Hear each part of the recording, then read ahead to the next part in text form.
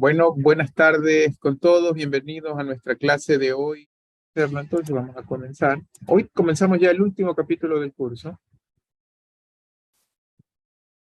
Allá. Me confirman por favor que sí se esté viendo la pizarra, muchachos. ¿Sí se ven? Sí se ve. Gracias. Bueno, como les decía, hoy tenemos el último capítulo del curso, el capítulo 4, que se trata de controladores en el dominio de la frecuencia. Capítulo final ya. Nos acercamos al final del curso y del semestre. Vamos a hablar de controladores en el dominio de la frecuencia.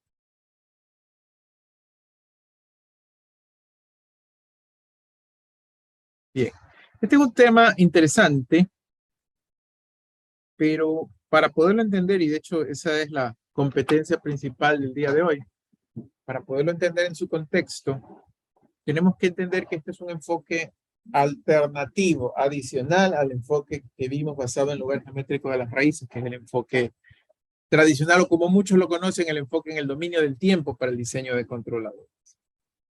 Es una perspectiva diferente que sirve para el diseño de sistemas realimentados, ¿verdad? Y que está basado en, como su nombre lo dice, la respuesta en frecuencia de los sistemas.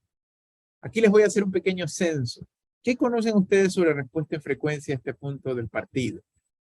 Anteriormente esto se solía enseñar en los cursos de circuitos eléctricos, los diagramas de Bode, la respuesta en frecuencia. ¿Ustedes ya estudiaron eso? Les quería hacer un censo, pregunto. ¿Ustedes han estudiado respuesta de frecuencia en los cursos de sistemas de circuitos eléctricos? En análisis de redes eléctricas enseñan eso, bro. Lo que es diseño Nos enseñan a de graficar Bode también. filtros, paso bajo, pasabanda y esas cosas. Perfecto. O sea, saben diseñar los filtros con circuitos eléctricos y saben sacar las gráficas de Bode. Ustedes ya han usado los papeles semilogarítmicos y todo eso. De magnitud y de fase. En magnitud de fases, sí nos enseñaron eso. Ya. Ahora la otra pregunta importante. ¿Todos ya aprobaron ese curso o hay gente que no lo ha aprobado? Hay gente que está viendo recién la materia, o sea, a la par con sistemas de control. Sí. Ya. Y en esas, las personas que están viendo, ¿ya vieron ese capítulo o lo están viendo? ¿Cómo es la cosa? Aún no.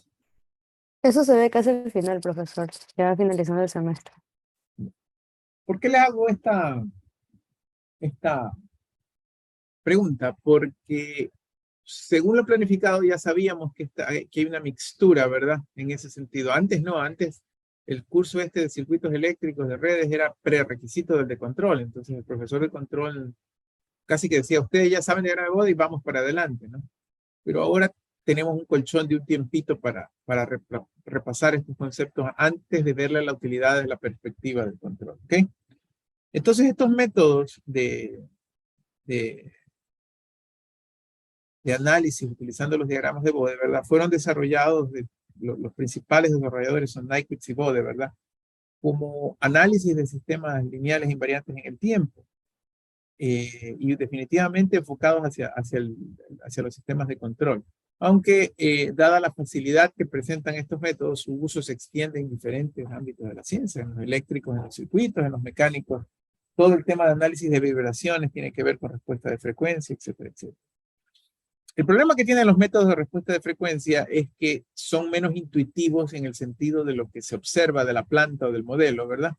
Cuando uno ve una función de transferencia en Laplace, dominio del tiempo, en S, observando los polos y ceros de los sistemas, uno tiene una idea de lo que físicamente le está pasando a la planta. Esa intuición se pierde un poquito cuando hacemos el análisis de respuesta de frecuencia. Sin embargo, la ventaja es que el diseño utilizando estas metodologías nos permite posicionar o nos permite encontrar otras métricas que en la metodología tradicional no son factibles. Ejemplo concreto, el tema del error. Si ustedes revisaron los ejercicios, o están revisando porque tienen un deber de eso, del diseño de compensadores y controladores en el dominio del tiempo, o sea, con lugar geométrico de raíces. Siempre el ejercicio, a lo mucho lo que le pide es encuentre cuál es la constante de error o cuánto es el error y mejórelo en tanto, ¿verdad? Pero si se ponen a pensar, el ejercicio o el método no es aconsejable para diseñar el error. Es decir, quiero que el error sea de tanto. ¿Me explico? Es más, el método, si ustedes revisan los métodos, son medios arbitrarios, ¿verdad? Porque lo que hacemos es asumir un polo en 0.01, ¿verdad? Y luego el 0, ese valor del 0 sí depende de cuánto quiero mejorar el error. Entonces sí se pierde un poquito de esa intuición y eso se gana en cambio con los métodos de respuesta de frecuencia. También tiene una ventaja importantísima a la hora de determinar la estabilidad de sistemas lineales y no lineales. Entonces, muchachos, la presentación de hoy y en general se divide en dos partes. Primero, ¿qué es y por qué se usa respuesta de frecuencia? Para aquellos que vieron, para aquellos que ya lo estudiaron esto en circuitos eléctricos, es probable que estas dos clases, clase y media, les resuenen un poquito triviales, ¿verdad? Porque ya lo vieron. Pero necesitamos darle ese contexto. Además de eso, voy a tratar de darle contexto matemático de los cálculos de la respuesta de frecuencia desde una función de transferencia. Eso sí será nuevo para todos. Entonces, primero vamos a tratar de entender cuál es la información que queremos capturar a partir de la respuesta de frecuencia. Y después, la segunda parte de hoy y de la semana en sí es reforzar cómo obtener un gráfico de respuesta de frecuencia, un diagrama de Bode. ¿Ok? Entonces, muchachos, comenzando ya en temas específicos de la respuesta de frecuencia, ¿no? La idea detrás de la respuesta de frecuencia es que yo tenga, como antes, un sistema que es LTI, ¿verdad? ¿Qué quiere decir LTI? Viene del inglés Linear Time Invariant, o sea, lineal e invariante en el tiempo. Si el sistema es lineal e invariante en el tiempo, que es la asunción que hemos hecho en todos nosotros, ¿verdad? Ustedes recordarán que todos estos sistemas tienen una entrada y una salida, ¿verdad? Para comenzar a entender la premisa detrás de la respuesta de frecuencia es, o tenemos que decir, supongamos que esta entrada, UDT, no es una entrada libre como ha sido hasta ahora, o al menos no de los modelos básicos, sino que es una entrada de esta forma, M1 coseno de omega t más phi1. Es decir, es una señal sinusoidal que tiene una frecuencia conocida y una fase y magnitud conocida, ¿verdad? Bien. Lo primero que hacemos, ¿verdad? Es algo que también, eso les insistieron desde el día 1, eso sí creo que todos lo saben en los cursos de circuitos eléctricos, es que no nos conviene trabajar para nuestra aritmética señales sinusoidales y que nuestro amigo Euler nos ayuda a que todo el manejo de las señales sinusoidales se convierte en un manejo vectorial con el concepto de los fasores, ¿verdad? Eso sí se acuerdan todos de circuitos eléctricos, ¿cierto, muchachos? ¿Qué es el concepto de los fasores? El concepto de los fasores es decir que una señal tiene una magnitud y una fase. Y como tiene una magnitud y una fase, ¿verdad? Básicamente se trata, matemáticamente hablando, de una señal vectorial, ¿verdad? Que en un plano se puede graficar en base a dos conjuntos de coordenadas, las rectangulares, parte real, parte imaginaria, ¿verdad?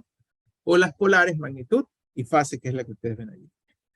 Ahora, ya lo vamos a ver matemáticamente, pero el asunto está en que si en el sistema lineal invariante en el tiempo se le inyecta una señal sinusoidal de una frecuencia omega, la salida del sistema tendrá la misma frecuencia omega y lo que va a cambiar es únicamente su nueva magnitud y su nueva fase.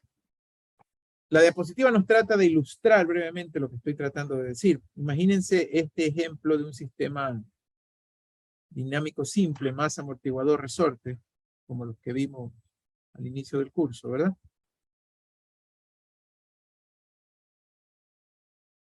Más amortiguador resorte.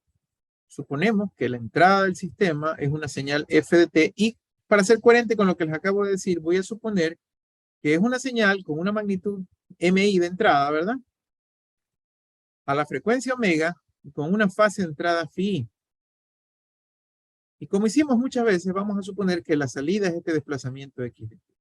Y lo que yo les digo es que la salida, ¿verdad? Va a tener una magnitud m sub 0, magnitud de salida, por el coseno de la misma frecuencia omega t más una fase phi sub 0. Entonces, quiero que noten algo importante. Lo más importante de todo es que quién se mantiene, si el sistema es LTI, como lo es esta función, ¿qué se mantiene a lo largo de la entrada y de la salida? ¿Qué variable se mantiene? La frecuencia. Omega T. Solamente la frecuencia omega, ¿verdad? Es la única que se mantiene. La magnitud de salida es distinta y la fase de salida es distinta. ¿Sí? Lo que me está diciendo aquí la diapositiva es que, sí, poniéndolo como bloque, y lo represento fasorialmente, muchachos, y el sistema de entrada tiene una magnitud MI y una fase FI, lo que él me dice es que el sistema de salida tendrá una magnitud MO y una fase FIO. Y que, muchachos, yo puedo relacionar la magnitud de salida con la magnitud de entrada y la fase de salida con la fase de entrada si puedo encontrar la magnitud y la fase del sistema o de la función de transferencia. Magnitud y fase del sistema. Esto de aquí, como vamos a ver en un ratito, lo vamos a poder obtener de la misma función de transferencia. Ahí él le dice que esto es de omega para que usted entienda de que son representaciones de omega. A ver si lo entendemos un poquito con esta gráfica. Lo que él me está diciendo es que si yo tengo un sistema, por ejemplo, sinusoidal, como este que le está ilustrando aquí, él me dice la magnitud, esta es la entrada que habíamos dicho, ¿no? De la fuerza, la magnitud es FI, y esto que está aquí es la fase o desfase que hay con respecto al origen. Si pasa por este sistema, ¿verdad? Lo que él me está diciendo acá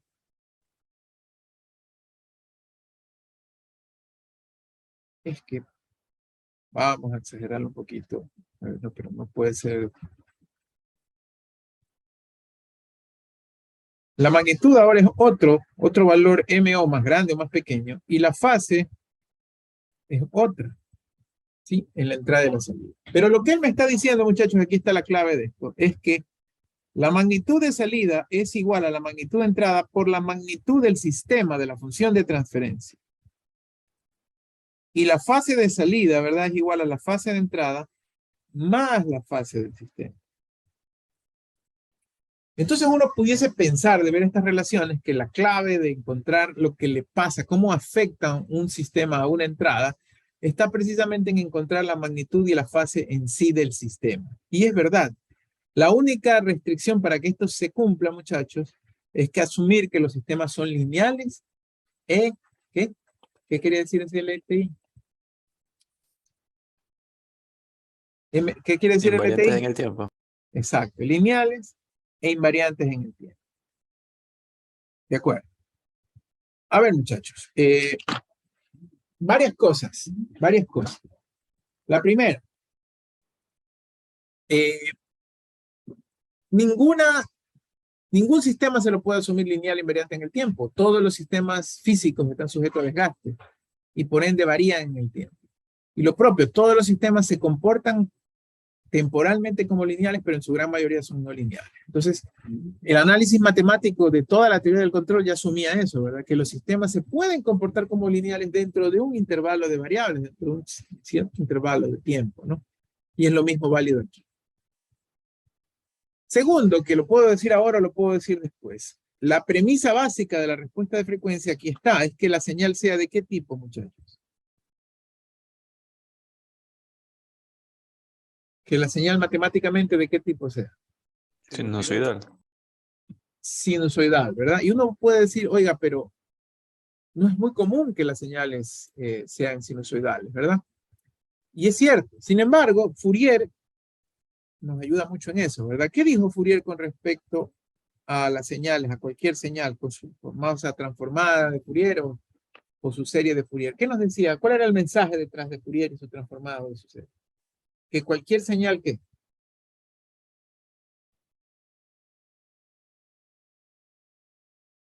Muchachos. Puede ser periódica.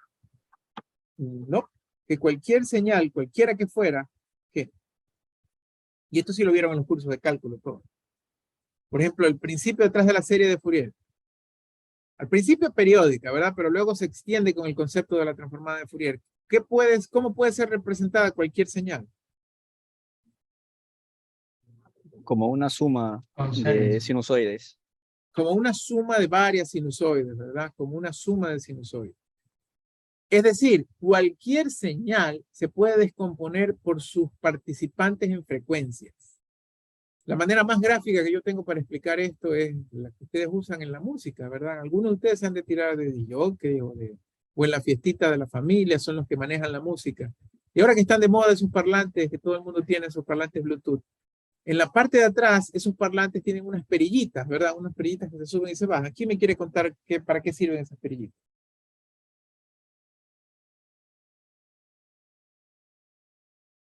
Se sube y se baja. ¿Qué pasa cuando suben o bajan esas perillitas que están, realmente son potenciómetros que están en la parte de atrás de esos parlantes? ¿Qué pasa? Y el volumen sube y baja. Pero no solo el volumen. ¿Ya han visto que hay varias que son así? Y usted le Los sube la- decibelios. Pero los decibelios ¿de qué? Por ejemplo, ¿qué pasa si suben o bajan los que están bien a la derecha? Son varios, ¿no? Eso se llaman los ecualizadores, ¿no? ¿Qué comienzan a ajustar ustedes allí? Los graves y... Los graves, los agudos, ¿verdad? ¿Sí me explico lo que estoy diciendo o estoy hablando en chino? Con estos ecualizadores. Al final, lo que ustedes tienen que pensarlo es así. La música, la canción que a mí me gusta ¿cómo se llama ese feísimo que a todo el mundo le gusta ahora? Bad Bunny. La música de Bad Bunny, ¿verdad? Cuando yo le comienzo a hacer la ecualización, ¿verdad? La música es una sola, pero ¿qué es lo que hace el ecualizador? No la analiza por el polo, por el cero, sino que la analiza por la contribución que tiene cada frecuencia en esa música, en esa canción que es una sola. Cuando usted me habla de los graves y de los agudos, ¿cuál es la diferencia entre los graves y los agudos? La frecuencia. La frecuencia de esas señales, ¿verdad? Entonces, cuando usted le sube y le baja, usted está ajustando, esa es una respuesta de frecuencia, usted está ajustando la ganancia del sistema ante cada una de las frecuencias. Y eso es lo que vamos a hacer aquí. Y eso es lo mismo que vamos a hacer aquí, y es el análisis de Fourier el que nos permite eso, ¿no? Poder definir que una señal tiene varios componentes en frecuencia. Por eso este es un enfoque alternativo, es decir, en este último capítulo no vamos a aprender a hacer algo nuevo, sino que vamos a repetir algunas de las cosas que hicimos desde otra perspectiva, desde la perspectiva de la frecuencia. ¿Alguna pregunta hasta allí, muchachos?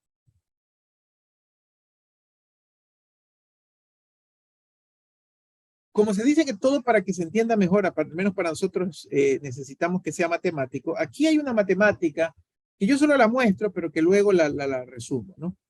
A ver, y esta matemática nos va a ayudar a empatar las cosas, porque se supone que hasta antes de estos capítulos, ¿verdad? Nosotros todo el tiempo que le dedicamos en ese primer capítulo fue ¿a qué, muchachos? ¿A qué? A la planta. A encontrar una función de transferencia de la planta. O sea, se supone que tenemos una GDS, ¿no? Y en el capítulo pasado hicimos lugar geométrico, compensadores, PID, etcétera, etcétera, etcétera. Pero supongamos que otra vez vuelvo a tener la planta. Pero supongamos esta vez que la entrada ya no va a ser ni escalón ni rampa, sino que es entrada RDT, muchachos. Sinusoidal. Sinusoidal. Si ustedes se acuerdan de las tablas de transformada de Laplace, esta es la transformada de Laplace de esa cinta. Entonces yo no voy a hacer esta matemática porque este no es un curso de cálculo, este es un curso de control. Pero se las muestro y está aquí en los libros y en la diapositiva. Entonces la señal CDS será igual a la señal GDS por la función de Laplace de la entrada, ¿verdad? ¿Sí me explico, no? Si ustedes hacen expansión y fracciones parciales, van a encontrar que necesitan dos términos, K1 y K2, y haciendo la matemática, aquí están los valores para esos términos K1 y K2. Como el uno es complejo y el otro es conjugado, en realidad K1 es igual al K2, pero conjugado. ¿De acuerdo? Esto es solo para reforzar, ¿no? Entonces, volviendo a lo que les estaba mostrando, ahí están los términos.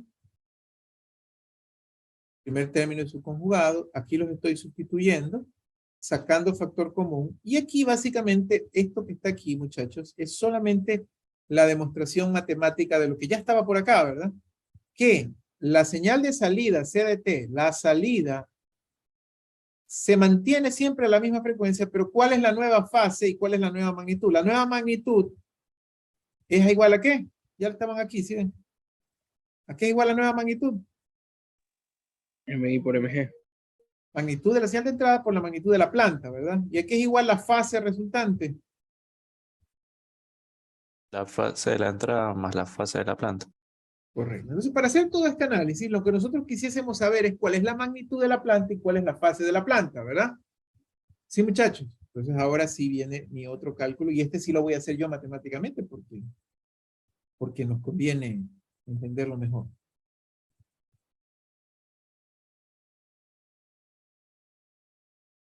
Aquí les voy a hacer con un ejemplito para entender esta parte matemática.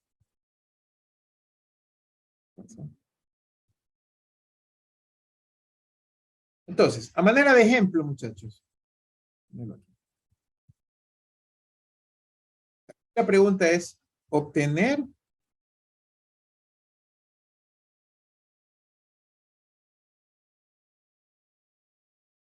magnitud y fase de la función de transferencia GDS. En este ejemplo, voy a suponer un ejemplo facilito, que GDS es igual a 1 sobre S más 2. Aquí viene nuestra primera asunción, muchachos. Si yo quiero, y les voy a preguntar a aquellos que ya estudiaron esto que me digan por qué. Si yo quiero usar solo señales sinusoidales, matemáticamente hablando, tengo que decir que S es igual a J omega. ¿Quién me quiere explicar por qué esto que acabo de decir?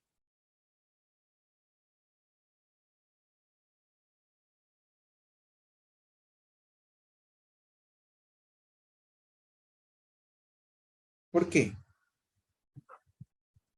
Esto lo conversamos mucho en el capítulo 2. Eso no era porque ese daba la respuesta estable y la respuesta transiente, como estamos analizando la respuesta de frecuencia, solo necesitamos la parte transiente, entonces sería J omega nomás, si mal no recuerdo. Es correcto. Este eje que estaba aquí nos daba la respuesta transiente. Y este eje que está acá nos da la respuesta sinusoidal. Si usted básicamente al decir esto está diciendo que sigma es igual a 0, ¿verdad? Y entonces asume que la respuesta o que la entrada es ¿qué? Sinusoidal estable. ¿Sí, muchachos? En todas mis explicaciones de función de respuesta de frecuencia, el primer paso va a ser decir esto. S igual a J omega. Es decir, no me interesa la respuesta transitoria. A veces, o sea, matemáticamente hablando, a veces mucha gente dice, oiga, pero si todo el tema del control es la respuesta transitoria. Sí, pero van a ver ustedes cómo a partir de la respuesta de frecuencia puedo inferir algunas cosas de la transitoria sin usarla directamente. Y justamente de eso se trata la temática aquí. Entonces, si usted dice que S es igual a J omega, en vez de tener una G de S, va a tener una G de ¿qué? De J omega, ¿verdad? Que es igual a 1 sobre J omega por J omega más 2, ¿verdad, muchachos? Ahora, para poder hacer todo este análisis que está aquí, de esta G de J omega, ¿qué necesitamos? ¿Necesitamos su qué? Con magnitud. Primero necesitamos su magnitud. Y esto más o menos parecido a como cuando hicimos, porque al final al reemplazar S igual J omega, la función se vuelve una función de variable compleja, ¿verdad, muchachos? Y entonces, parecido a lo que hicimos cuando aplicamos criterio de magnitud, aunque un ámbito completamente distinto, ¿a qué es igual la magnitud de una función factorizada? ¿Qué es igual a una magnitud de un vector complejo de una función factorizada? ¿Es igual a qué? A la magnitud de cada uno de los factores, ¿verdad? El producto de la magnitud de cada uno de los factores, ¿verdad? O sea, la magnitud de 1 es 1 por la magnitud de J omega. ¿Sí me explico lo que estoy diciendo, muchachos, no? Sí. Por la magnitud de J omega más 2. ¿Cierto, muchachos? Y entonces, la magnitud de J omega es igual a 1 por omega Y ahí hacemos Pitágoras por raíz cuadrada de omega al cuadrado más 4. Por favor, muchachos, a todos les queda claro cómo, por eso es que él decía, yo no lo había puesto, que la magnitud G es una función de omega, ¿no? Depende de la frecuencia. ¿Está claro cómo sacar la magnitud de una función de transferencia? ¿Sí está claro? Recuerden que el plano Sí. S son vectores, ¿no? Son vectores. No es el plano S ya, que no estamos en el dominio del tiempo, es el dominio de la frecuencia. Son vectores. Muchachos, ¿y a qué es igual la fase de G de J omega? De ese vector. ¿A qué es igual la fase de G de J omega?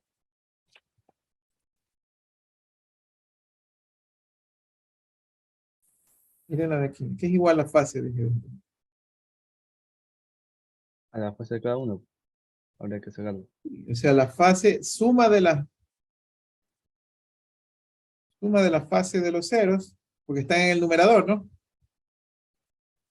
Menos suma de la fase de los polos, porque están en el ¿qué? En el denominador. Otra vez, mirando aquí, muchachos, la fase del numerador es 0, ¿verdad? Menos la fase del denominador. Este factor contribuye con 90 grados, ¿verdad, muchachos? Porque es un J nada, ¿no? Y este factor que está acá, le sacamos con arco tangente, ¿no? Menos tangente a la menos 1 de parte imaginaria, parte real. Esto que ustedes ven aquí es la llamada la fase de G, que también es una función de omega. Entonces, muchachos, dense cuenta que no es nada esotérico ni nada del otro mundo. Si ustedes ya tienen la función de transferencia, hallarle ¿qué? La magnitud y el ángulo. La magnitud y la fase, ¿verdad? Verán que no es la frecuencia, porque si el sistema es lineal invariante del tiempo, la frecuencia de entrada es igual a la frecuencia de salida. Preguntas, muchachos. Preguntas.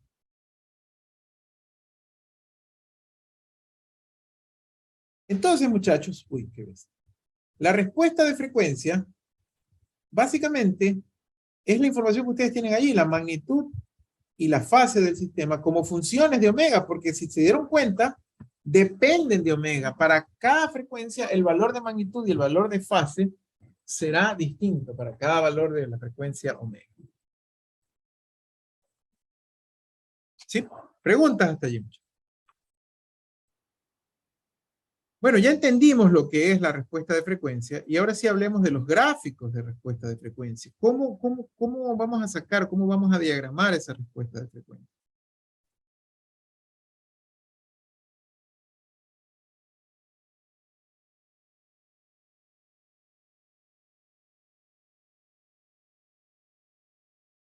Lo primero es lo más intuitivo. Gráficas independientes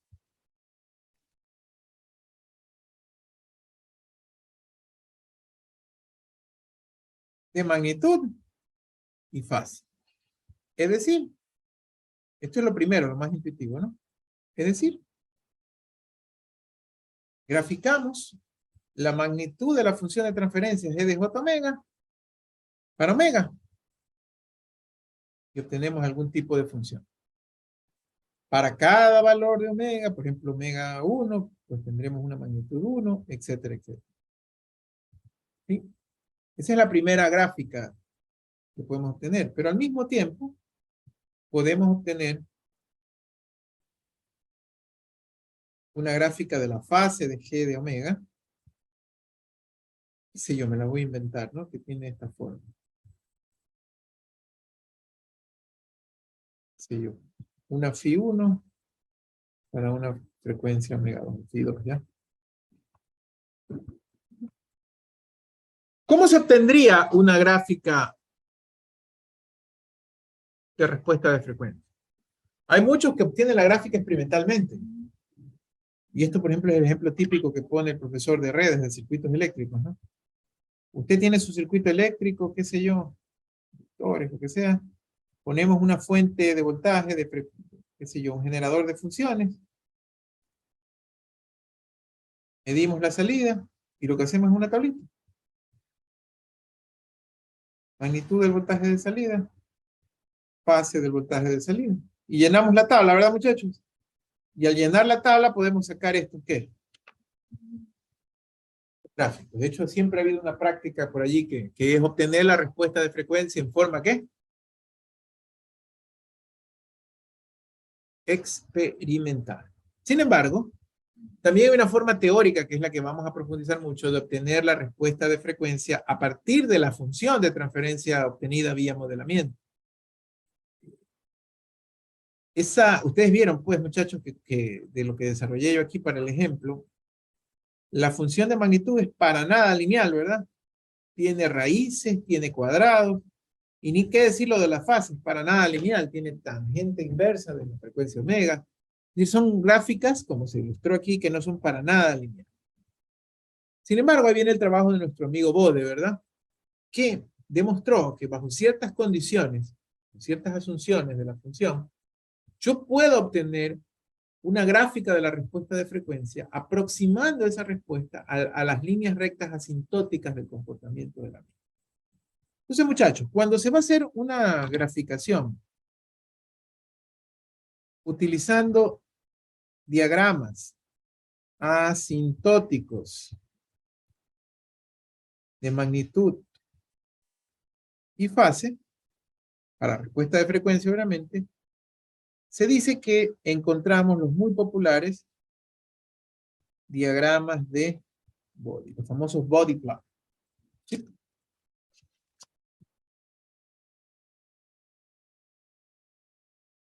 Que ya los vamos a ver en un apartado diferente, en un ratito más, ¿no? Vamos, un apartado muy particular para los diagramas de Bode. Ahora, hay una segunda forma de graficar esto, ¿verdad?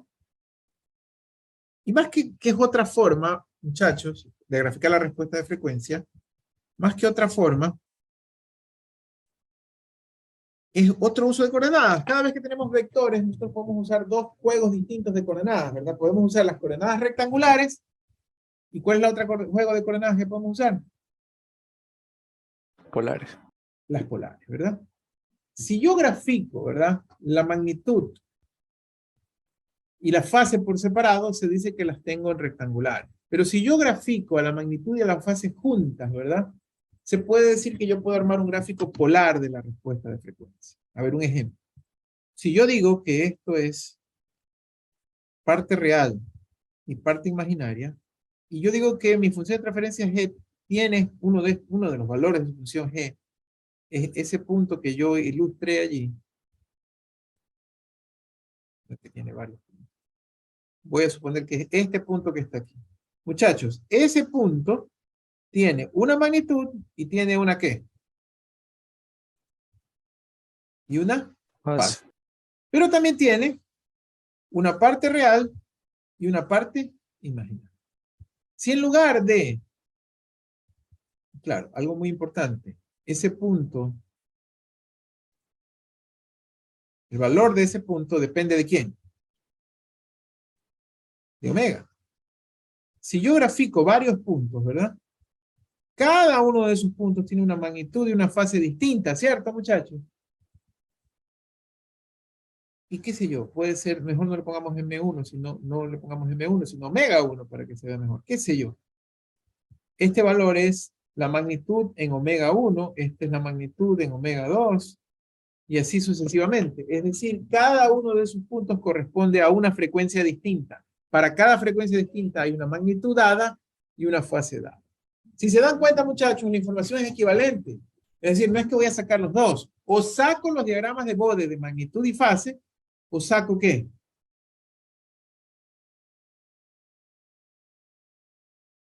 O saco el gráfico Polar. Aquí en la gráfica, bueno, dado que se vino por acá, hay unos ejemplos de cada caso. Esta es una gráfica de Bode, ¿verdad? De esta función de 1 sobre S más 2. Es una respuesta de frecuencia, tengo un diagrama de magnitud y tengo un diagrama de fase, ¿verdad? Ya vamos a hablar en más detalle de Bode. Y este es un gráfico polar, donde para las distintas frecuencias tengo un punto, y por supuesto, cada punto tendrá su propia magnitud y su propia. Usted va a decir, oiga, profe, pero ¿cuál de los dos vamos a aprender a graficar? La respuesta es los dos. Primera parte de esta semana nos vamos a pensar en los diagramas de Bode, que son los diagramas de magnitud y fase, es una pareja de diagramas. Y después, más adelante, vamos a tratar de sacar gráficas de los diagramas polares para aplicar el famoso criterio de Knight. ¿Sí? Resúmenes importantes de lo visto hasta allí, hasta este punto, ¿verdad? Primero, la respuesta de frecuencia es un enfoque alternativo, es decir, no es algo nuevo, no es algo en continuidad de lo que ya habíamos hecho, que lo vamos a hacer a las plantas, sino que más bien a las plantas, en lugar o al mismo tiempo que le estoy haciendo el análisis de polos y ceros, ahora le voy a hacer análisis de respuesta de frecuencia. Para poderlo hacer matemáticamente, ¿qué sustituíamos en vez de S? J omega. S igual J omega, esa es la clave para hacer el análisis matemático, ¿no? S igual J omega, y de ahí sacamos, si vamos a hacer diagramas polares, de Bode, magnitud y fase asintótica. ¿Ok? Información nos dan. Es importantísimo. Por ejemplo, en el ejemplo que estaba aquí, es un diagrama de Bode, ¿verdad? ¿Qué información, por ejemplo, me da si yo reviso este punto que estoy marcando aquí? ¿Qué quiere decir ese punto? ¿Qué tipo de información me está dando? Chacho. Que a una frecuencia de 10 radianes sobre segundos. Ajá. Tenemos una ganancia, ya vamos a ver esa escala en un ratito, pero tenemos una ganancia dada y una fase dada, ¿verdad? Si esto fuera, y verán, todo el trabajo de Fourier y de Bode se inspiró en la música, en las notas musicales. Así que el ejemplo que hicimos del parlante no es trivial. Si esto fuese la señal de audio de un parlante, por ejemplo, me está diciendo, qué sé yo, como son frecuencias más altas, que los agudos tienen tanta amplificación, ¿verdad? En este caso, este es un filtro pasa alto o pasa bajo, muchachos. Paso bajo. No, pues ¿cuáles tienen ganancia y cuáles no tienen ganancia? Arriba es la ganancia. ¿Qué frecuencias tienen ganancia y qué frecuencias no tienen ganancia o se baja mucho la ganancia? ¿Las bajas o las altas tienen ganancia? Las bajas. Las bajas. Este es un pasabajos, ¿verdad? Pasan las bajas se amplifican, las altas se reducen. Por eso este es un filtro pasabajo. ¿Ok? Bueno. Vamos a aprender en lo que resta de hoy día, ¿verdad? La formalización de los diagramas de Bode, muchachos.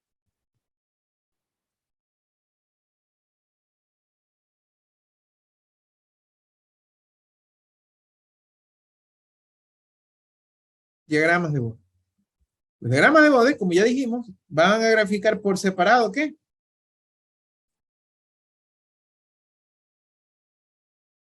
Magnitud y fase.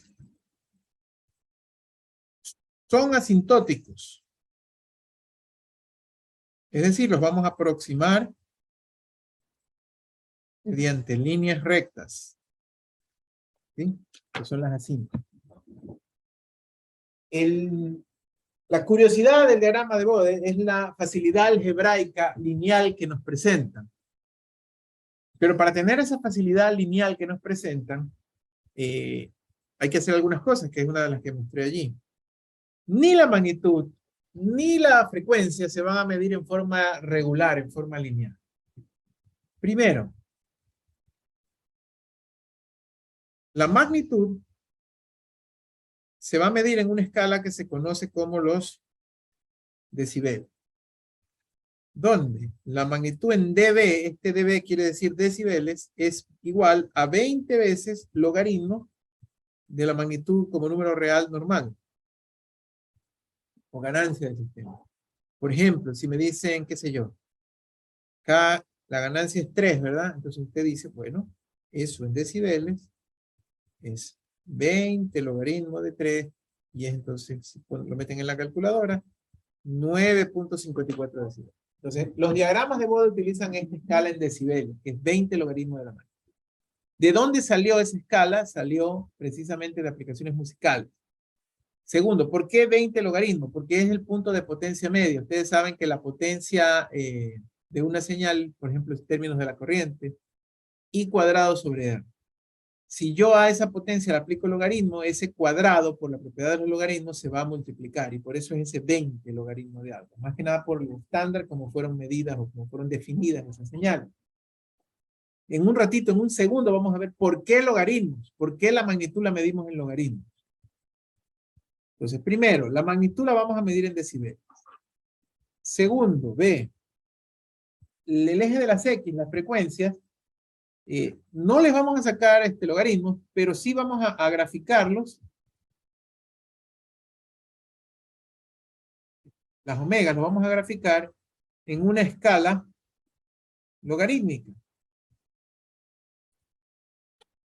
Bastante particular, pero ya van a ver ustedes por qué.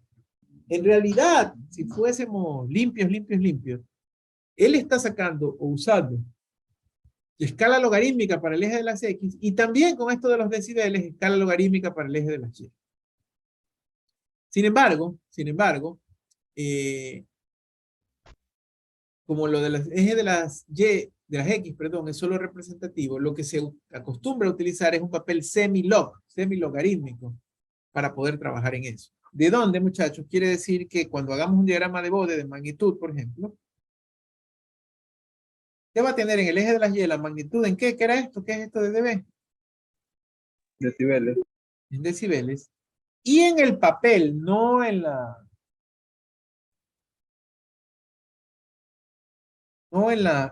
escala, en la representación, usted lo que va a tener es que no lo va a graficar sobre la frecuencia, sino que lo va a graficar sobre el logaritmo de la frecuencia. Pero eso lo va a hacer directo en el papel. O sea, le va a aplicar el logaritmo al papel, no a la escala. Un diagrama de Bode tendrá siempre en el eje de las Y magnitud en decibeles y en el eje de las X el logaritmo de la frecuencia. Un diagrama de Bode para magnitud. Para fase. Lo de la década, profe. Correcto, viene lo de las décadas que ya en un ratito lo vamos a repasar. Y para fase, a la fase no se le aplica ningún tipo de logaritmo ni nada por el estilo, solamente a la frecuencia omega. Usted tendrá la fase en grados, en radianes, dependiendo de cómo lo quiera graficar. Y algún tipo de curva, ¿verdad? Que me grafique la fase versus el logaritmo de omega. ¿Ok? Entonces, a ver las asunciones del diagrama de Bode. Asunción número 1, la magnitud, ¿en qué unidades va, muchachos? Siempre.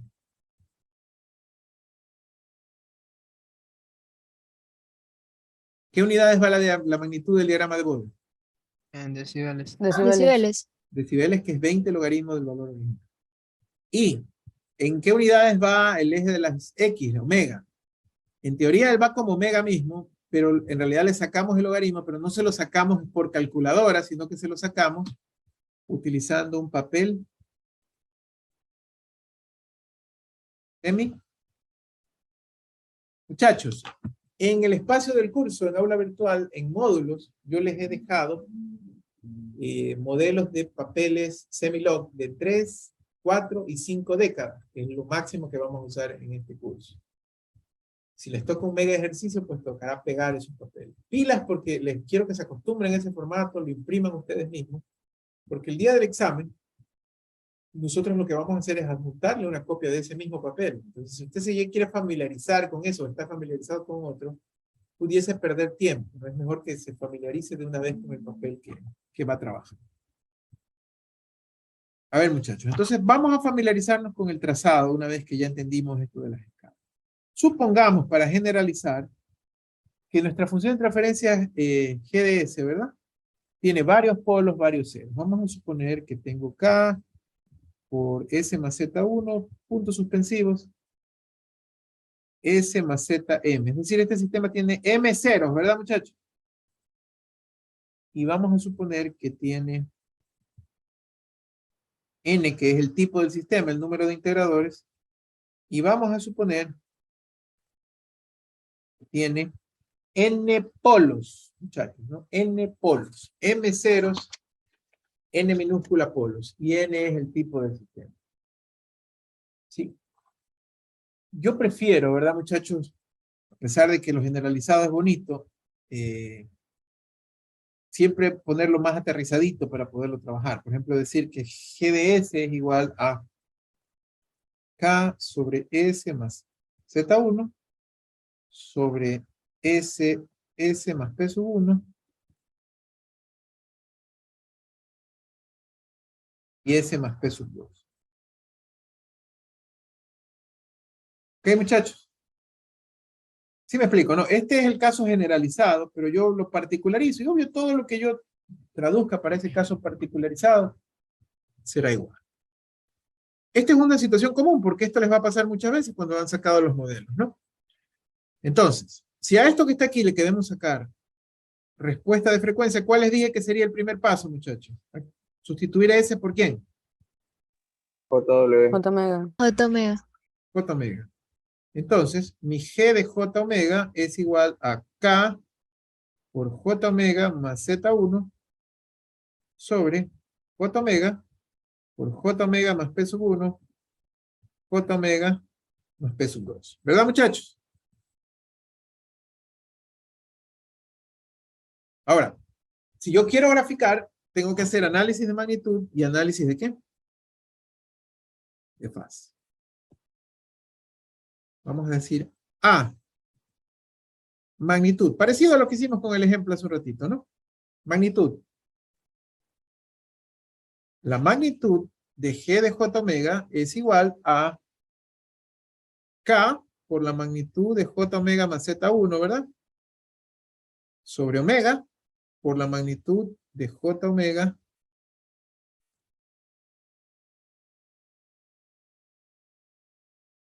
más P sub 1 por la magnitud de J omega más P sub 2. ¿Están de acuerdo conmigo, muchachos? Sí. Pero ahora vamos a asumir lo que me dijo. ¿Cuál es el estándar? Me dijeron que los diagramas de magnitud de Bode no se sacan, no se van a graficar así, sino que tengo que aplicarle una escala que se llamaba ¿cómo? Escala en decibeles. ¿Se acuerdan? Hicimos un ejemplo numérico hace un ratito de un valor en decibeles, ¿no? ¿Cómo se le cambia un valor que estaba en real a decibeles? ¿Cómo lo cambian?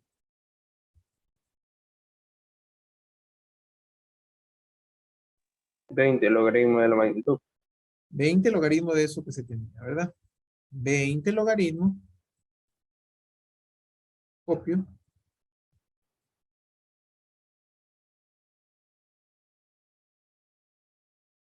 ¿Estamos de acuerdo, muchachos, con lo que acabo de hacer?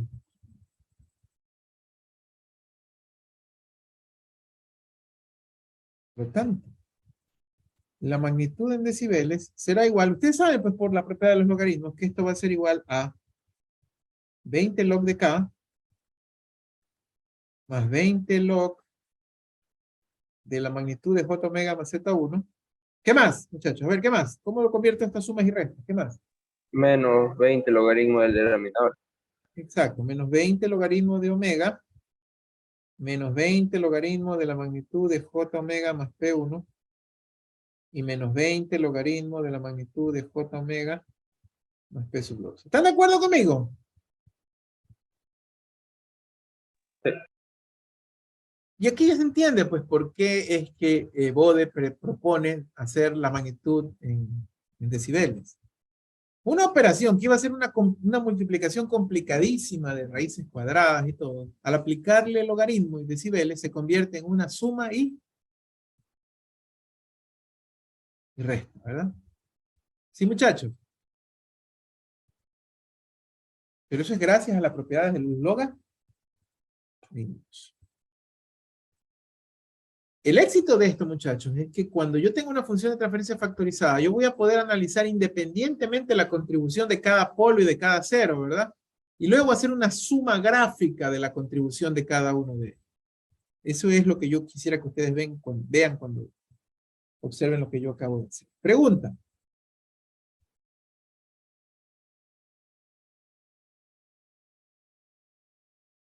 En fase yo no tengo ese problema, muchachos. En fase es más, no tengo que sacar logaritmo. ¿Por qué? ¿Quién me dice que es igual la fase de G de J omega? Otra vez observándola desde el principio, o sea, desde aquí. ¿A qué es igual la fase? ¿Qué es igual la fase de una serie de vectores que están factorizados? El número es... La sumatoria de ceros con la sumatoria de los Sí, polos. a la suma de los factores del numerador, que son los ceros, menos la resta, menos la sumatoria de los factores del denominador, que son los polos. En este ejemplo, la constante no tiene fase, ¿verdad? Fase cero. Pero este término sí tiene fase, entonces sería la fase de J omega más Z1, no hay más ceros, ¿verdad? Menos la fase de... A ver, perdón, yo estoy viendo mal, de ahí no era, ¿no? ¿De dónde? De acá, de la función original, ¿no? ¿No, muchachos? De aquí, lo otro era magnitud, pues. Entonces, viendo de ahí arriba, es la fase de J omega más Z1 menos la fase de J omega porque está en el denominador, menos ¿quién? Menos la fase de J omega más P sub 1 y menos la fase de J omega más P sub 2.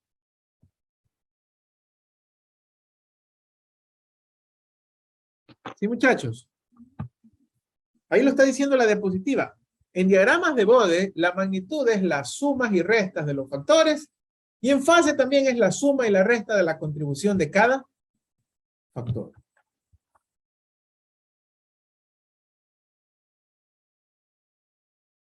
¿Y algunas preguntitas de Kahoot? Los diagramas son aproximados como secuencias de líneas rectas.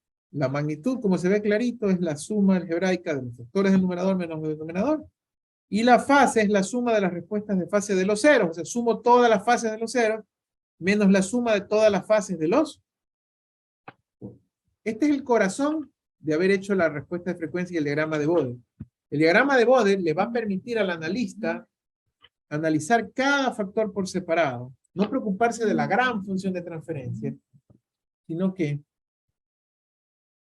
se hará o se descompone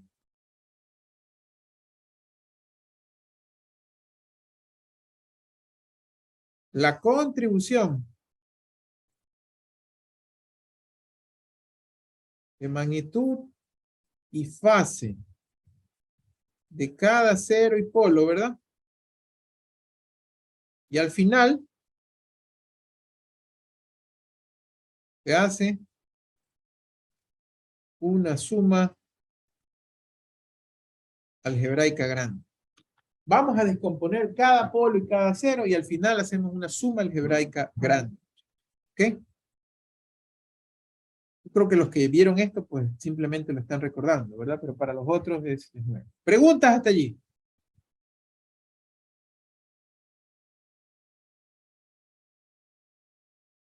Les decía, no sé por qué se me fue la idea, que yo les subí en el área de módulos, ¿verdad? Los papeles semilogarítmicos. Y ya desde el inicio de hoy, aunque hoy día muy básico, pero en la próxima clase del día miércoles vamos a graficar en esos papeles semilogarítmicos. Así que mucho les pediría de que hoy lleguen a sus casas, o acá en la SPOL, como sea, y traigan impriman unas 2 o 3 hojitas del papel de 3 décadas más que nada, ¿verdad? Porque el ejercicio que hacemos completito el día miércoles lo va a usar. Entonces, aquí la mejor manera de aprenderlo es irlo haciendo conforme yo lo voy haciendo también. Y de hecho lo voy a comenzar hoy día, pero hoy día solo son las definiciones básicas. Entonces, muchachos, la clave del análisis de diagramas de Bode está en ahora preocuparnos de los factores independientes, de los ceros y los polos en forma independiente para poder hallar su contribución. Vamos a comenzar con el cero, más sencillito, ¿verdad? Y una vez que lo entendamos un poquito más, yo les voy a extender a los otros factores, al menos los de primer orden que se pudiesen tener. Entonces, por ejemplo, si yo tengo un factor de la forma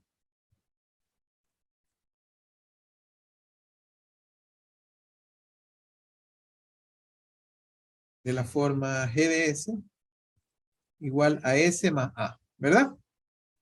Ese es un factor cero de esa forma, ¿no?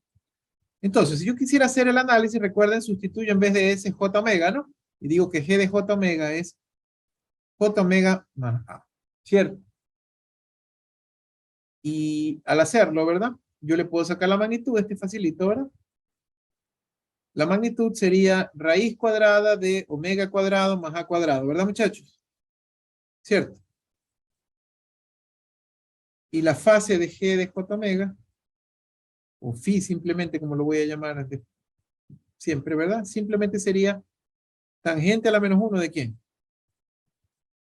De omega sobre A. Si la función de transferencia solo fuera ese factor. ¿Estamos claros, muchachos? ¿Sí estamos, muchachos? Sí. No los escucho. Sí. Sí, profe. Entonces, para entender un poquito este tema de las asíntotas y todo lo demás, pongamos dos casos. Baja frecuencia es el primer caso, ¿verdad? O sea que omega está muy cercano a 0, o también podemos decir que omega es mucho menor que A, ¿verdad? Para poderlo entender. Si omega está cercano a 0 o es mucho menor que A,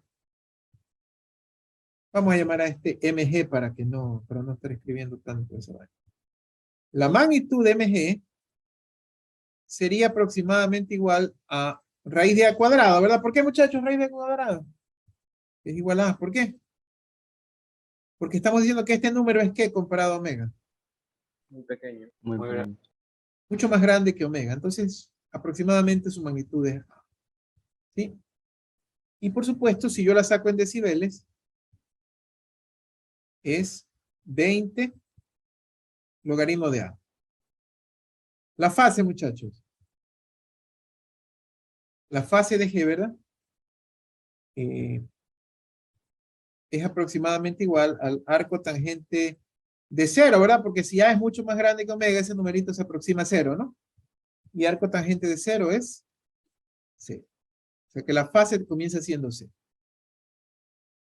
Repitamos el análisis para alta frecuencia. En alta frecuencia vamos a asumir que omega es un número grande, ¿verdad? O sea que omega es mucho mayor que A. Si omega es mucho mayor que A, ¿a qué es igual la magnitud? La magnitud es aproximadamente igual ahora a raíz de omega cuadrado, ¿verdad? O sea, es igual a omega. La magnitud en decibeles es 20 logaritmo de omega. ¿Sí, muchachos? Y la fase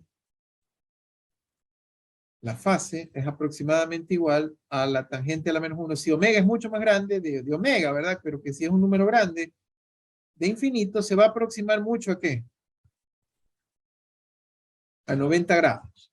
Por favor, ¿están conmigo en este análisis o no? Sí, profesor.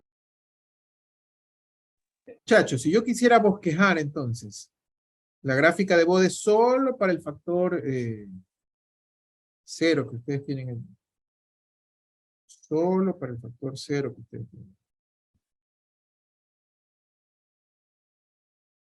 Recuerden que este eje de las X debe ser logaritmo de omega, ¿no? ¿Se acuerdan que ya lo definí? Y el eje de las Y es magnitud en decibeles o fase en grados, ¿ok? Muchachos, la magnitud en decibeles para bajas frecuencias, ¿cuánto era? Para valores de logaritmo de omega bajito. 20 logaritmo de A. Era 20 logaritmo de A, ¿verdad, muchachos? Y para frecuencias mayores, 20 logaritmo de W. 20 logaritmo de W. Pero verán que aquí hay lo importante. Logaritmo de W es mi X. ¿Sí me explico o no me explico? O sea, si logaritmo de omega es X, lo que yo estoy graficando es 20X. ¿Sí me explico, muchachos? Es decir, para frecuencias altas voy a tener una recta con pendiente de 20 si X es mi escala. No sé si me estoy explicando. O sea, esta gráfica asume que X es logaritmo de omega. Entonces, si él me dice 20 logaritmo de omega, esa gráfica que debió haber sido curva si yo graficaba omega, se convierte en una ¿qué? La rampa. Se convierte en una recta, ¿verdad? Se convierte en una recta. Muchachos, estas dos que ustedes acaban de ver conmigo, son las que las asíntotas. Por eso se dice que el diagrama de Bode es un diagrama asintótico. Si yo vengo y prolongo esta señal, ¿verdad? Y asumo, por supuesto, de que son una unión de dos rectas, ¿verdad? Vamos a darnos cuenta de que ese punto de quiebre, que por eso recibe el nombre de, esta es pregunta de cambio, frecuencia de corte, ¿verdad? Porque allí cambia una asíntota en otra asíntota, o sea, corta la frecuencia, ¿no? Ocurrirá precisamente en el valor de A.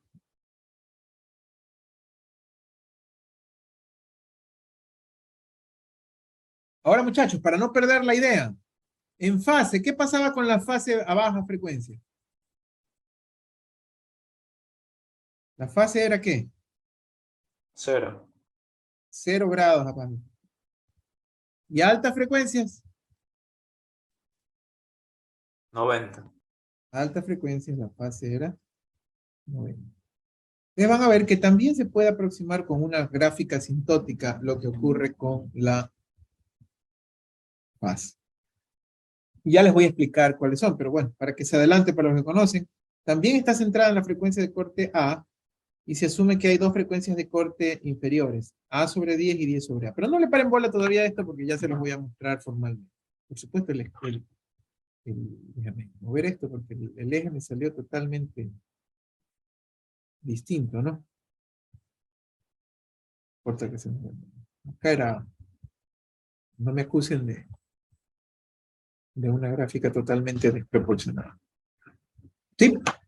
Muchachos, a eso se refiere. Ahora, ¿qué es lo que pasa en la realidad? ¿O cómo vamos a trabajar esto en la realidad? Miren, aquí está por si acaso todo lo que les acabé de mostrar bien hechecito, ¿verdad? 20 logaritmo de A. La pendiente. Por cierto, estas pendientes reciben el nombre de 20 decibeles por década cuando lo uso en papel semilogarítmico. Ya lo vamos a ver por qué. Y también acá va a haber una pendiente de 45 grados por década en la aproximación asintótica que se haga fácil. A ver.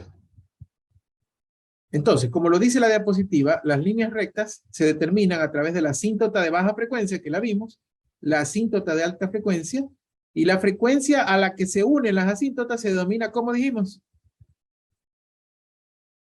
Frecuencia de corte. Ahora bien, muchachos, ahora sí viene ya mi receta, la receta para hacer las gráficas. Muchachos, para facilidad de los trazos, ¿verdad? No nos gusta mucho este hecho de que aquí esto arranque con una base de 20 logaritmos de A. Por lo tanto, para evitar esa base de 20 logaritmos de A, se formatea la señal de manera distinta, o el polo o el cero se lo va a formatear de manera distinta. Por ejemplo, si G de S era S más A, ustedes saben que yo puedo decir que esto es lo mismo que A sobre S más A más 1, ¿verdad? ¿Cierto, muchachos? La ventaja es que esta representación que está aquí nos va a facilitar las gráficas de Bode. Por lo tanto, yo siempre digo que hay dos formas de representar la factorización. La forma S más, que es la que hemos aprendido hasta ahorita, S más polo, S más 0. O la forma 1 más, que sería esta, ¿verdad? O sea, donde se caracteriza porque hay un 1 más alguna cosa que multiplica a S. De hecho, cuando modelábamos, ¿se acuerdan que usábamos mucho la forma 1 más cuando decíamos que algún polo era tau S más 1? ¿Se acuerdan? Esa ya era la forma 1. Muchachos, cuando hagamos respuesta de frecuencia nos vamos a acostumbrar a trabajar con la forma 1. Entonces les voy a mostrar ahora las gráficas oficiales para un 0, pero ya no de la forma S más A, sino de la forma S sobre A más 1, muchachos. ¿Ok? Si usted tiene un 0 de la forma S más A sobre 1, estas son sus gráficas oficiales de magnitud y fase. La de magnitud, muchachos. Logaritmo de omega.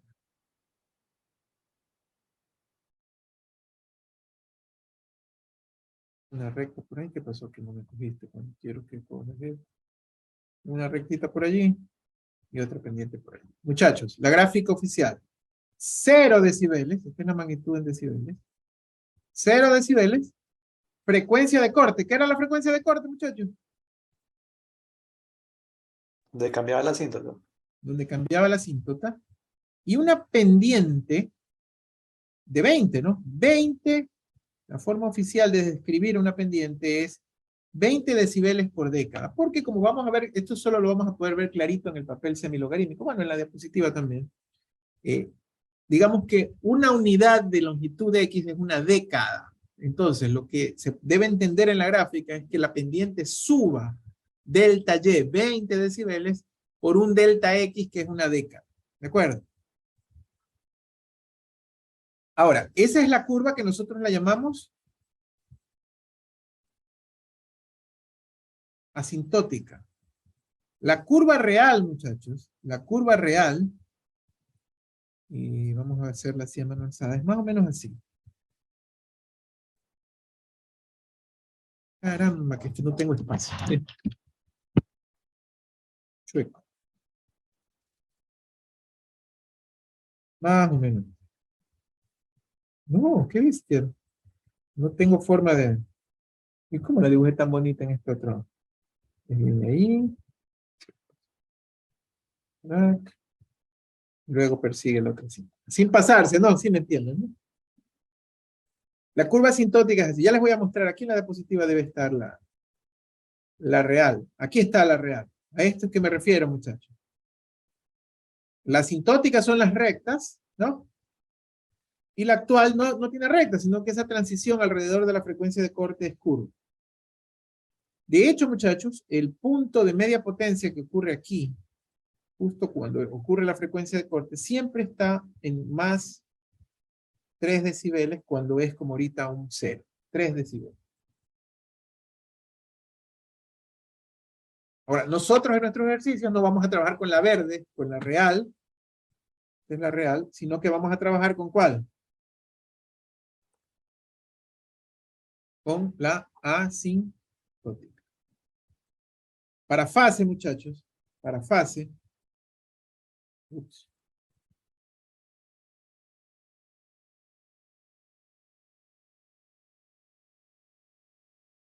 la misma A. Para fase, muchachos, es más difícil para mí demostrarles.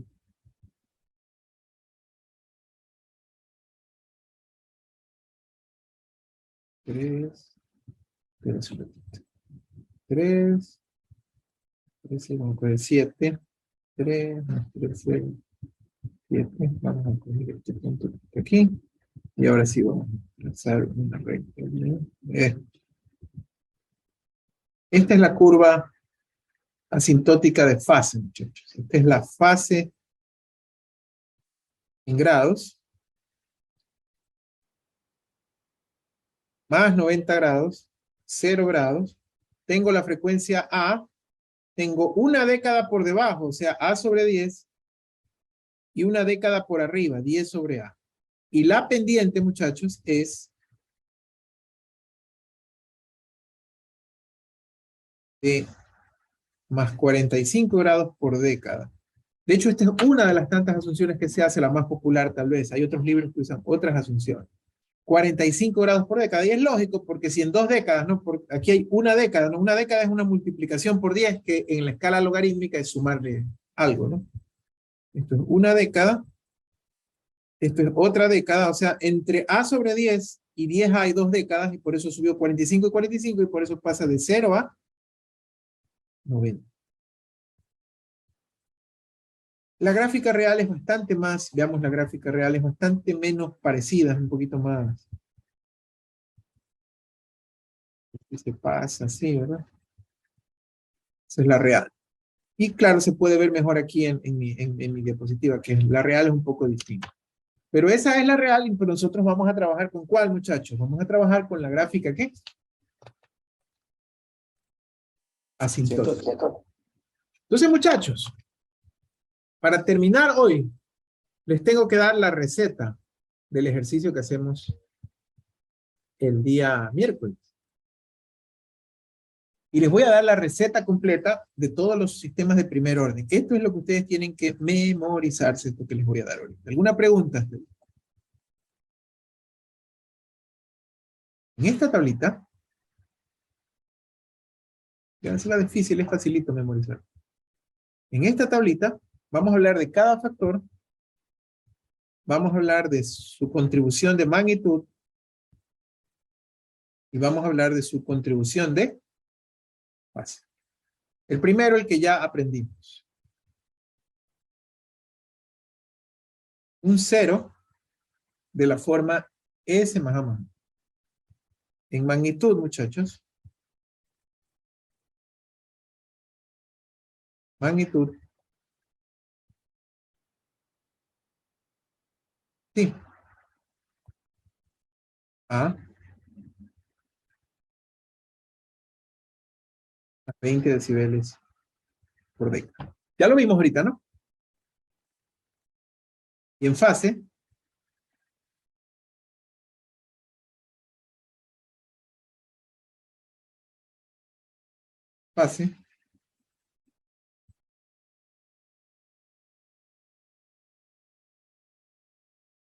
A sobre 10, 10A, esto es más 90 grados, fase en grados, logaritmo de omega, y pendiente de ¿cuánto dijimos?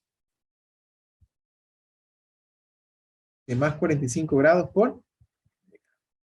Es un resumen, muchachos, de las dos gráficas que les mostré acá, ¿no? Pero ya, se las memorizaron, ¿ah?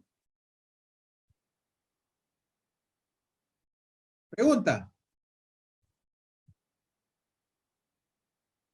¿Qué tal si ahora tengo un polo de la forma 1? O sea, igualito, pero no 0, sino ¿qué? Igualito, muchachos, pero no 0, sino ahora ¿qué? Polo. Polo. Ahora polo. Buena noticia, es lo mismo, pero al revés.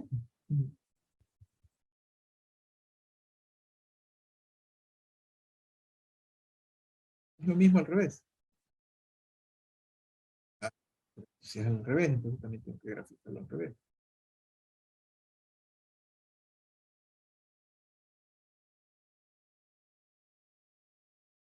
¿Qué quiere decir que sea lo mismo al revés? O sea que aquí sigue habiendo A, ¿verdad? Esto sigue siendo la magnitud en decibeles. Esto sigue siendo el logaritmo de omega. Pero en vez de que haya pendiente positiva, porque cuando estaba en el numerador era pendiente positiva, ¿ahora qué? ¿Cómo está dónde? Como está en el denominador, ¿es pendiente qué? Negativo. Negativo. O sea, ¿cuánto es Negativo. la pendiente? ¿Cuánto es la pendiente, muchachos? Menos Menos 20. 20. Menos 20 decibeles por década. Pero son mellizos, ¿no? Son mellizos. Déjenme terminar y después les muestro otra cosa. Son mellizos. Quiere decir que acá también son mellizos.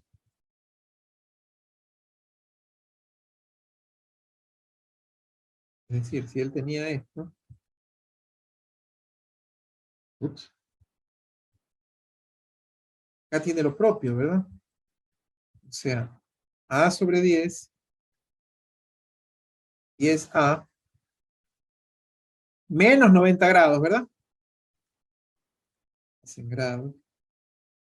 Logaritmo omega. ¿Y qué pendiente creen que va a tener el polo? Menos 45. Menos 45 grados por década. Entonces, si vieron, son mellizos, solo que con contribuciones negativas inversas en pendiente, ¿no? Por supuesto, muchachos, aquí pilas con lo que les digo ahorita. Si la curva real de él, por ejemplo, en el valor de la frecuencia de corte tenía una contribución de más 3 decibeles, ¿cuánto tendrá en la negativa? ¿Ven? Menos 3. Menos 3, por lógica, ¿verdad? Es la misma gráfica, solo que al revés. Profesor, ¿cómo se llama ese punto? Frecuencia de corte. Frecuencia de corte. Otros dos factores que no los voy a desarrollar matemático, pero de una vez les pongo la función. El cero en el origen. Son más rápidos. El cero en el origen. Caramba, negro. Un cero en el origen, o sea, un S simple en el origen. Un cero en el origen, muchachos, no tiene frecuencia de corte, que es lo que me estaba preguntando el compañero. Un cero en el origen es así. Pasa por omega igual a 1 con una pendiente eterna de 20 decibeles por década. Es decir, no, ¿qué, muchachos?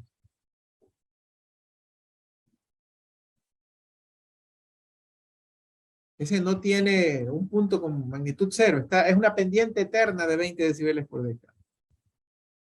Lo propio en magnitud, en fase, perdón. En fase, él va a tener una fase siempre constante de más 90 grados. La fase. Esta pollita que está aquí la vamos a usar bastante. O sea, no hay cortes. Nos gustan los ceros en el origen porque no hay cortes.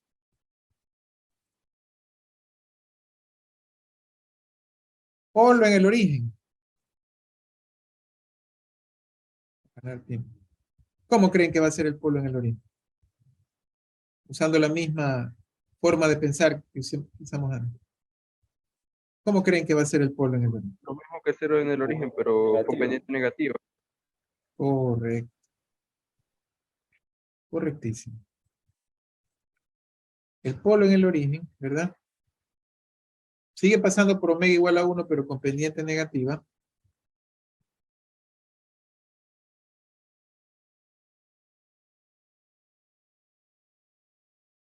Es decir, una pendiente ahora de ¿cuánto? Menos 20 decibeles por década, y aquí una fase constante de ¿cuánto? Ya no de más 90, sino de ¿qué? De menos 90. Y por último, muchachos, ¿qué pasa cuando tenemos constante? Por ejemplo, una constante K. Las constantes no tienen fase, ¿verdad? Solo contribuyen ¿en qué? Magnitud. Solo contribuyen en magnitud. Constantes no tienen fase, solo contribuyen en magnitud. O sea Es decir, que no veremos polos conjugados ni ceros conjugados. Se supone que tenemos la función real, y cuando es de segundo orden, eso nos falta ver, ¿no? Pero sí podemos tener polos y ceros conjugados. Si esa es tu pregunta, sí los vamos a tener y sí los vamos a analizar. Pero lo vamos a dejar para luego cuando hablemos de sistemas de segundo orden, ¿ok? Entonces la fase, no hay contribución, solo para que el diagrama sea coincidente y no decir que falta algo, no le pongo nada, ¿verdad? La fase es... Sí. A ver, muchachos, solamente una pregunta pre-Kahoot. ¿Por qué creen que les mostré la contribución individual de cada componente? Porque con eso se graficaría el diagrama de Bode asintótico, dependiendo de los componentes que tenga la función de transferencia. Correcto. Por si acaso les guste más los dibujitos, en la diapositiva les dejo lo mismo que hice acá en resumen, pero está en cada hojita de la diapositiva. Ahí está el cero, el polo, el factor S, el factor 1 sobre S. Y miren, este es el ejemplo que vamos a hacer el miércoles. ¿Me van a dar una qué, muchachos? Una función de transferencia. Ajá, una planta. Primero la voy a llevar a la forma 1 más, ¿verdad? Y luego voy a hacer una serie de matemáticas para hacer las gráficas asintóticas de Bode en el diagrama, en el papel semilogaritmo. Y eso es lo que vamos a aprender. Y de ahí vamos a la pregunta tuya, ¿verdad? ¿Qué pasa con los polos conjugados? Eso lo llamamos sistemas de segundo orden, eso lo vamos a dejar. Pero ya en la próxima clase vamos a aprender a graficar el diagrama de Bode inicial. ¿De acuerdo? Por eso necesito... Ingeniero, ¿verdad? deje ver la constante, por favor. Sí, necesito que para la próxima clase, y les recomiendo, muchachos, les recomiendo, no les puedo obligar, pero les recomiendo que trabajen en un escritorio y que tengan impreso el papel semilog y que vayan trabajando conmigo para que vayan entendiendo. ¿De acuerdo? Y que ya lo tengan impreso. Ustedes se van a módulos y ya ahorita pueden bajarse los papeles semilogarítmicos. SL3, SL4 y SL5 se llaman los PDF, ¿verdad? Vamos a usar una de 3 décadas el día miércoles. ¿Alguna pregunta, muchachos, mientras les configuro el Kahoot? Profe, ¿qué diferencian esos papeles de 3 décadas con los de 4 y 5? Vamos a hablar de eso el día miércoles, pero es más que nada dependiendo de qué tan separadas tiene la frecuencia de la planta, ¿no? Entonces esa decisión la tomamos luego de tener la planta. Si la planta tiene, qué sé yo, 0.1, uno de sus polos es 0.1 y otro polo es S más 10, entonces tú dices, está pues 2 décadas, 20 de separación, ¿verdad? Porque entre 0.1 y 10 hay 20 veces la separación. Entonces tú dices, mira, necesito 2 décadas de de espacio entre ellos. Dejando una década libre para atrás y una década libre para adelante, puedes usar o 3 o 4 décadas. Pero va a depender en qué tan distantes están los polos y ceros entre sí.